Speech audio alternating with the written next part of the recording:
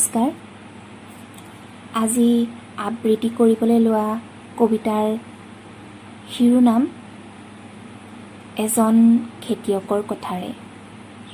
কবিতাটিৰ কবি পলাশ বৰুৱা আৰু আবৃত্তি ৰশ্মি শইকীয়া। এজন খেতিয়কৰ কথাৰে। কিনো কম মোৰ দুখৰ কথা, হাঁহ পাৰ ছাগলী বিক্ৰী কৰি যি দুই এপইচা পাইছিলোঁ, এই লকডাউনত পেটৰ ভোক গুচালোঁ। মাহেকীয়া লোনৰ কিস্তিকেইটা পৰিশোধ কৰিলোঁ।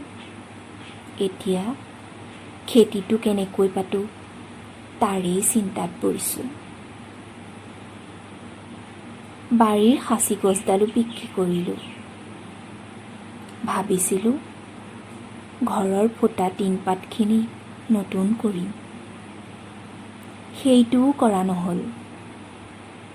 টকাকেইটা নি চহৰৰ দোকানখনত দিলোঁ পুতাইৰ অনলাইন ক্লাছৰ বাবে। মোবাইলটো বৰ প্ৰয়োজন আছিল, কাৰণ তাকতো মই মোৰ দৰে হ'বলৈ দিব নোৱাৰোঁ। সি এদিন ডাঙৰ মানুহ হ'ব লাগিব। এতিয়া বাৰীৰ তামোল পাণকেইটা বিক্ৰী কৰি কোনোমতে তেল নিমখকণ যোগাৰ দিছোঁ।